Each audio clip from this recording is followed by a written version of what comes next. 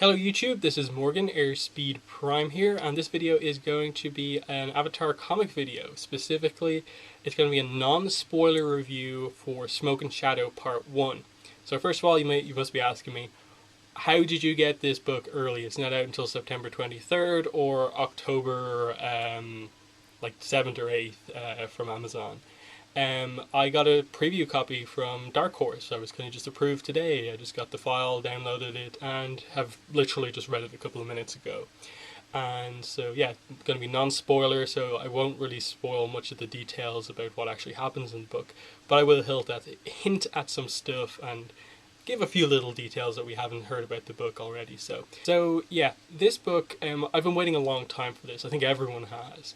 It's been a really long time since The Rift Part 3, and in my opinion, this book is definitely worth the wait. There's a lot of stuff in this book to talk about. There's some, I think the character interactions and just the way they're written is just so interesting. Nearly every panel with these characters is fascinating, and one of my predictions, and I suppose one of the things I was most excited for with this book, was that I was predicting a lot of just really interesting kind of character pairings that we haven't seen a lot of.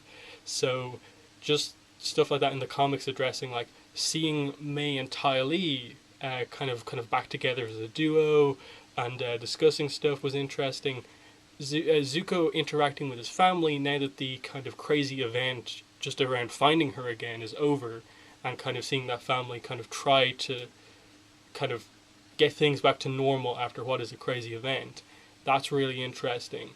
Then stuff like, okay, Iroh's going to be back. Like, we've never really seen Iroh interact with Ursa all that much, so like that you get a few scenes between those two which are really nice. Iroh is in this book a little bit more than usual as well, and he has some really hilarious moments. I'll straight away actually say that from the preview that has come out for the first 12 pages, that is about 95% of Aang, Katara, and Sokka's involvement in this book. They are not in this book past a couple of pages after the preview. Basically, the only other scene left of them is just the scene where Zuko says goodbye to them, and you get a nice moment of just like Ursa saying like, it's nice that you have such good friends, and stuff like that, which is a really interesting kind of moment because we know that it's a big deal that Zuko now has these really close friends, but Ursa's kind of hasn't been in Zuko's life all that much, but she can see that he's been through a lot, and just that him having such close friends is a really big deal for him. So that there's some very nice stuff like that going on throughout the book. As I said, a lot of this book, I think what the talk will be about this book will be the various character interactions, whether they just be stuff like Zuko's family and their interactions with each other, or even some of the shipping interactions that go on in this book, which I definitely think will be the most talked about thing when this book is actually officially released. Some of the shipping stuff they're doing is definitely going to be a little bit controversial to some people. My initial reactions were like, what are you doing here? This is just going to really upset the fandom. But then I thought back to what they did in The Search Part 1, where they ended that with the cliffhanger of like, Zuko might not be Ozai's father, he may not be the rightful heir to the throne, and how like realistically at that time it could have gone either way, and there were some people who were furious that this was even a potential thing to actually be true.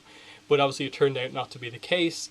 But it seems like they're doing something like that here, where kind of as this kind of road bump to Zuko and May getting back together, they're just kind of pairing them each off with kind of other characters, kind of. Like, I don't really want to go too far into it. All I'll say is that with May, before she even meets Zuko again in this story, she surprisingly, it really did shock me that they brought this character back. Kalo, who was in the May free comic book from I think 2 years ago, Rebound. He was in that. I think May's aunt set her up with this guy on a date to kind of cheer her up, and he ended up being a part of the New Oza Society, and he was only there to kind of recruit her, and she basically punched him at the end of the book and had no interest in him at all. He is basically the most involved, like, minor character in this book. Like, he gets a surprising amount of page count in this book, and it's pretty interesting what they do with him. Like, it's he transforms over the course of this story a couple of times, and really kind of makes you go back and forth on, like, if you like him or not. It's a really interesting character. And then with regards to the relationship, you think, like, just early on in the book that there's no chance of anything happening here. They've okay, cool, they've got rid of this, it's cool. But then they kind of bring it back, and then, like, Mei and Zuko do meet in this book. I don't think that's a spoiler to say. And then they also bring back at a certain point hints at Zuko and Suki, which for me is the kind of big kind of flashing beacon of just like, no, don't do this. What are you doing? Like, was it last year's free comic? Shells, not Sisters, one before that. Shells was all about saying that, hey, Suki and Sokka are in a really good relationship here, and now you're even a little bit hinting at Zuko and Suki. I'm not so sure about that. Obviously, we know in the future it's basically established that Zuko and Sokka are like best friends and stuff like that. So I assume there's no real kind of incident that happens here, and that it is just this kind of shipping tease because they know that messing with the shipping will get a reaction out of this fan base, knowing what happened with Korra and happened at points in the comics up to now and Avatar. But I don't know. It's going to be interesting to see how people just react to that. Myself, I'm not like crazy into shipping. You guys have probably seen that from my reviews and stuff like that. I'm fairly like, okay, I'll just go with how it's presented, and maybe I have the odd like, what are you doing here reaction, and this is a little bit like that. I do think that Mei and Zuko will be the kind of endgame canon ship, just because Izumi looks like Mei and Zuko's kid, and doesn't really look like she has in any way a little bit of Suki in her, really. So I think it is just a kind of little weird hint that they're doing, just to kind of not have it just be that Mei and Zuko meet back up and they instantly get back together. That there is going to be a sequence of events that happens and stuff like that. But yeah, so that's definitely going to be a talking point. With regards to the plot of this book, the plot of this one is fairly light because there is so much focus on just kind of establishing all of the various character relationships and interactions we're going to be dealing with over the course of the book. So the plot effectively for this one is just what we know from the previews. Like, I don't think there's a lot more to say than that. It's just that the New Oza Society are planning this attack on Zuko when he returns, and the Kimura Kage apparently is holding is kind of blackmailing Ukano, Mei's father, a little bit to kind of get him to do their bidding, and that's kind of what happens. It's just them implementing this attack, and how all the kind of action and fights that go on from this, and how various characters meet and interact during this fight, and the aftermath of this, and setting up part 2. There's no real, like, I think most people were assuming that this was setting up to be this really complex Fire Nation political thing. And it's definitely there, but I think most of the political stuff, in terms of really heavy stuff, will be dealt with more in part 2 and 3. There are definitely some interesting character things set up with regards to the political side of things, just with regards to, like, okay, Mei's father is the leader of the New Oza Society. She kind of has her boyfriend, Kalo, who's also a part of the New Oza Society. But Mei wants no part of that society because she supports Zuko, even though, they broke up. But Rebound obviously established that she wasn't, like, angry at him, I suppose, anymore, and she was kind of open to that relationship kind of starting again.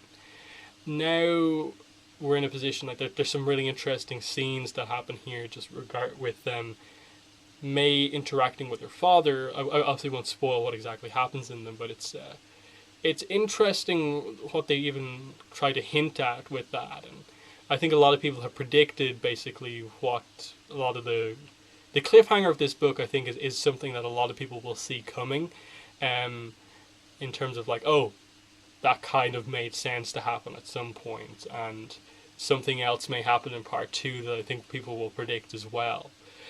Just with regards to some of the little details we've already got in the previews about the Kamurakage and what they do, you do get a little bit more information on them towards the end of the book, but I don't want to spoil that.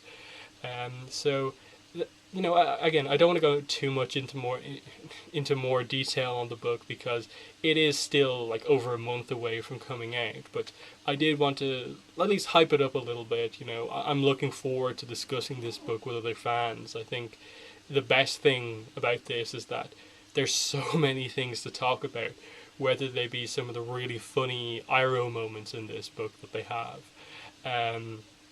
Because he gets a lot more screen time here than he did before, and they've kind of been keeping up that kind of in his kind of retirement. You know, he's kind of just assisting Zuko with his early days as the Fire Lord, but he's fairly relaxed and like chill, and he's just having fun being himself. He's not so, he doesn't have to give out so much of the heavy wisdom anymore, really. But there's some nice moments with him. Zuko's relationship with his obviously little sister, his new little sister, Ki, are really well done, and just some of the stuff that they're setting up within that family dynamic, that you're getting to see more of what Ursa and Zuko's relationship is, which is it feels similar but a little bit different than what we saw in Avatar: The Last Airbender, and the little bit we got at the end of the search. Ursa's relationship with Ki and how changed that is because of the fact that Ki's grown up with her mother having a different face, and now she has to deal with this other person with his new face, and that's a kind of interesting thing. Where exactly they go with that and how they attempt to resolve those issues with Ki and her mother. Noren is there, but they don't really focus on him all that much. He may get his kind of big moment at some point in the book, but he's just kind of there, just kind of supports, and just he's part of this family now. It makes sense. But yeah, so May and Tylee, I think, is actually really good. Like I think a lot of people were predicting that because we know Azula's going to be in this book, we know May is going to be a big focus, and we know Tylee is around because of Sisters, that they were probably going to, in some way, hint at the Ozai's Angels, as people like to call them, kind of coming back together at some point. And again, I won't spoil the exact dialogue, but, you know, May and Tylee are kind of like teamed up, basically, in this book, and they're kind of helping each other out. Basically, Tylee is helping May with the issues she's going with, and there's references to Azula there. And you know, I don't really want to spoil if Azula turns up in this book or not, but all I will say about it is that she is mentioned in this book a few times by a couple of characters. I won't say if she's in the book or not, but she's referenced by a couple of different characters, and I really appreciate that kind of setup, because I think they definitely know that Azula is probably the biggest kind of unanswered mystery about the comics. Like, in terms of just a big character arc for an important character that people care about, that really we don't know anything about. Like, we don't know anything about Azula after the end of the search. We don't know. We haven't heard anything about her in regards to like Korra time. Did she have a family or what? So she's an important character. People care about that. Just has this kind of completely blank period after the search, and so they definitely realize that when they bring her back, it has to be a big deal. That there's a lot of stuff going on with her, and I'm very excited to kind of. Just see how this kind of series explores Azula as a character as we go on. But I'm pretty much going to end the video there. You know, definitely if you have any questions about the book, leave them in the comments below, and I'll try to answer them. Of course, please obviously don't ask like directly for spoilers and stuff like that. But if you want me to give you a general idea about like, is this hint of that or something like that, definitely ask them and stuff like that. And that's all I'll really say about it. But yeah, I really did enjoy reading this book. It was great to have the comic after waiting so long for it. But it honestly was a really fun read. Like, as usual, it's a really quick read, but that's only like a praise for the book, that it's so easy to get through, but it's complex at the same time, because there's a lot of details in the art, which is really good.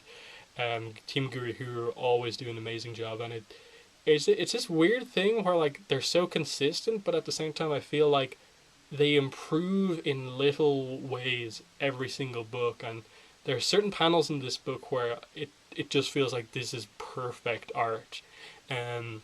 So I really appreciate that. And yeah, just like, I'm excited to see how the fandom reacts to this book actually coming out. I think it's going to be a book that a lot of people do like. As I said, the one controversial thing would be the shipping, but even that I don't think is, it's not like sledgehammer level, like we're doing crazy stuff with the shipping. They develop it well enough to where it's kind of believable, and you can sort of see maybe a few directions they can take with it. So there's some fun stuff coming up. So I'm excited to see what how people react come September 23rd in comic book stores, and then 13 days later, which would be October 6th, I think. Yeah, so October 6th, I think, is the Amazon release date. So a lot of people will be getting it between those couple of weeks. It's going to be a fun time in the fandom. I hope that this book really gets people invested in the comics now that like Korra is over, and this is basically, I think, going to be the first comic released post Korra, and that it gets the kind of big treatment it deserves as new Avatar content. So yeah, as I said, leave some questions, comments in the description, in the comments below. But that's been the video. Thanks for watching, and bye.